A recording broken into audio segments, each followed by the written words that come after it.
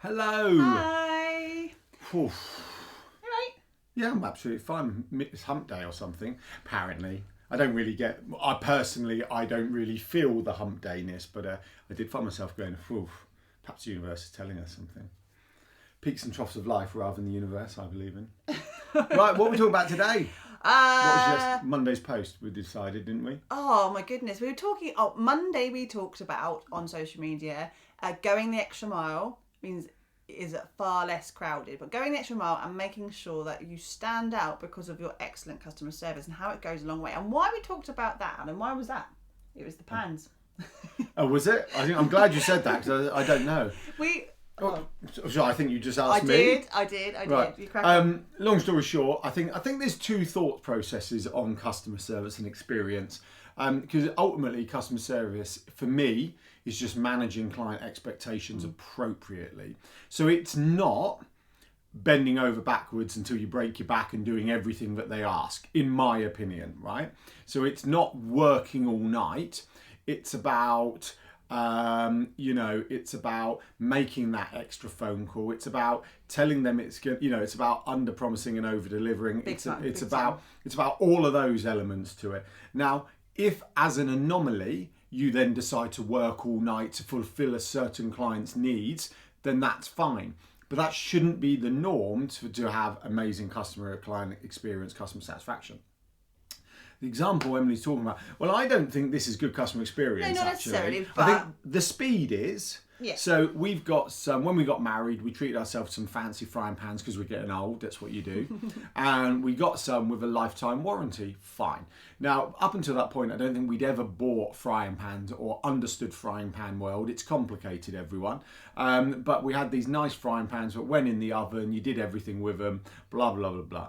And they came with a lifetime warranty. We are now, how many years we've been married? 8 years. 8 years in September. We are now on our 4th set of pans. Now there's a question over the quality of the pans, right? Let's gloss over that. But 4 times now they've lost their non-stick and be replaced. Now I think the key part is, for me, that's not amazing customer experience because they come with a lifetime warranty. They're just fulfilling what they should be doing.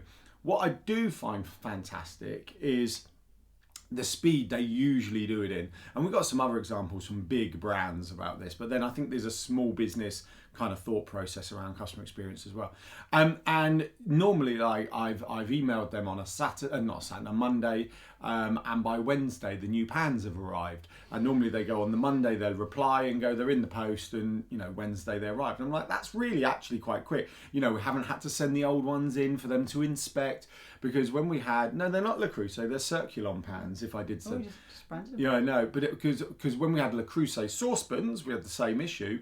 Theirs was a little bit more convoluted, and it turns out that my family have come from Andover, where the Le Creuset factory is, and I said, don't worry, I'll drive to your factory. Even when I was stood in the factory shop with my saucepans that they agreed needed replacing, they still struggled to be able to give me some there and then. So I'm at the factory, and in the factory shop, there's some on the shelf there. They did eventually, because I don't let things that I deem are stupid lie, and I felt that was quite stupid of them to not be able to do that. But I think, client experience, it's those little things that makes you smile. It's little touches, isn't it? It It's is like touches. when you get your running gear from Wiggle. A little packet of sweets, although not necessarily healthy, but the little touches. Who cares? I want sweets. It's the checking up. It's the fact that we took a bell tent down at the weekend, and texting 20 minutes before arriving, we'll be arriving soon. Is that okay with you? It's the coming in after someone's had a service or a treatment or a sale and going, how was this for you? And it's just making sure that you are leaving a positive experience wherever possible, even if it's something that has happened that's wrong or has gone wrong.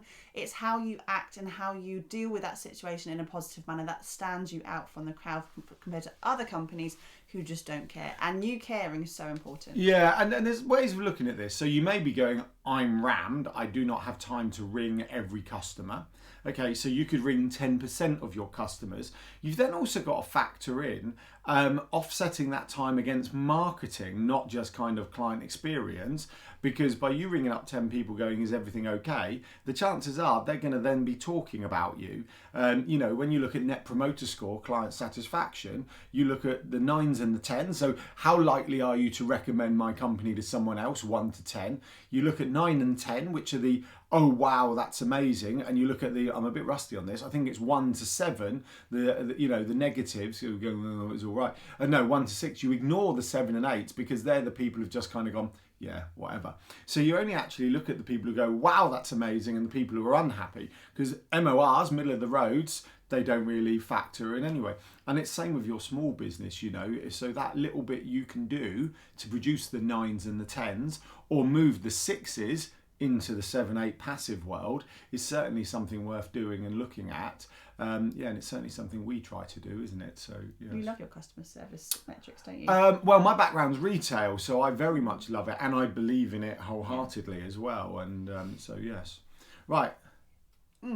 So what are you going to do today to grow your do you monitor your customer satisfaction any other way rather than a Facebook review or a Google review? I think you should, just like we tell you to monitor your analytics for your business and your SEO and your social media stats. You should be on a regular basis monitoring your customer service as well and how that's working for your customers. As simple as a Google review, I think. And if you're going to choose between Facebook and Google review, choose Google, because that's the one that's going to grow your online presence. Thanks for listening today. Thanks for listening. Have a fab day. Bye.